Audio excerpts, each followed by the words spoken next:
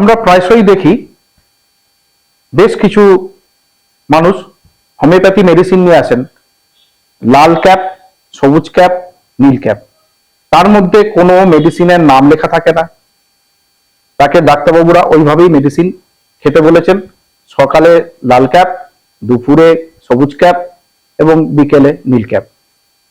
তো homeopathy medicine যখন আপনারা পারচেস করবেন, অবশ্যই তার বিল নেবেন এবং প্রত্যেকটা মেডিসিনের গায়ে যাতে সঠিক মেডিসিনের নাম লেখা থাকে, যাতে লেবেল থাকে, সেটা অবশ্যই দেখে নেবেন।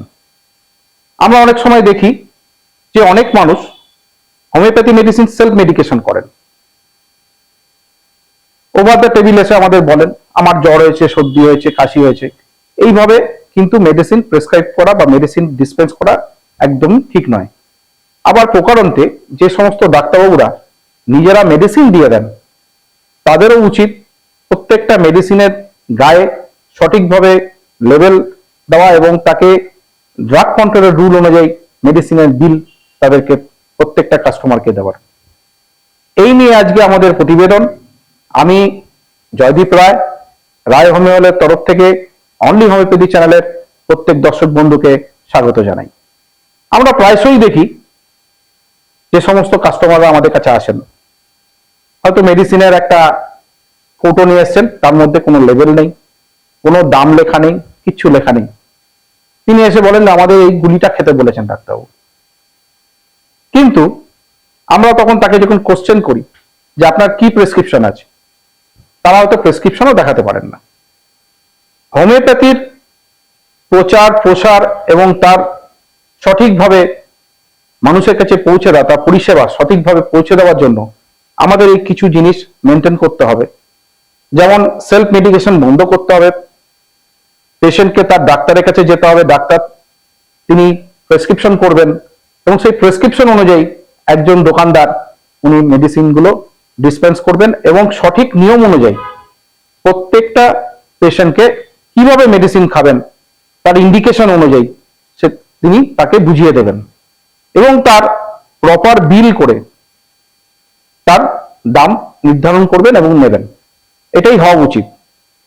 কিন্তু বর্তমানে আমরা দেখি এখনো অনেক জায়গায়, গ্রামে গঞ্জে ছেড়ে দিন, শহরেও অনেক জায়গায় আমরা দেখে থাকি যে ডাক্তারবাবুরা মেডিসিন দিয়ে দিচ্ছেন, যেটা ফার্মেসি করার কাজ, ফার্মেসি যে কাজটা করবে সেই কাজটা তাদেরকে করতে দিচ্ছেন না, ডাক্তারবাবুরা নিজে নিজে মেডিসিন দিয়ে দিচ্ছেন।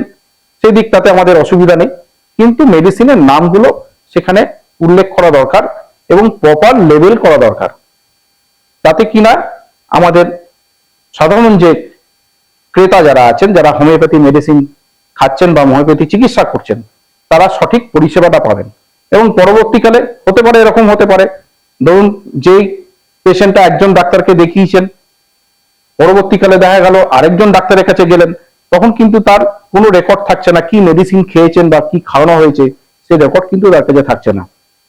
সেই জন্য আমি বিশেষ করে প্রত্যেক ডাক্তারবাবুকে এবং দোকানদারকে আমি আন্তরিকভাবে রিকোয়েস্ট জানাচ্ছি যে এই জিনিসটা মেনটেন করা উচিত।